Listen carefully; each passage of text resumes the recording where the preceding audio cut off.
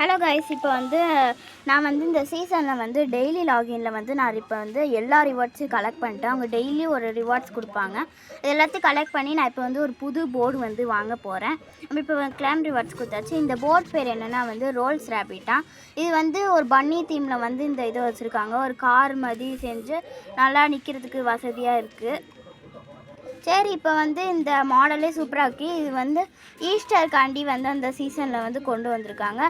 நம்ம ஜம்பி போர்டை இப்போ மாற்றிட்டு நான் பன்னி தீம்லேயே வைக்கலாம்னு நினச்சேன். சரி, எதுக்கு அந்த மாதிரி வச்சுட்டு நம்மளுக்கு பிடிச்ச கேரக்டர் நம்ம வச்சுக்கலான்ட்டு நான் டேக் போர்டை வச்சுட்டேன்.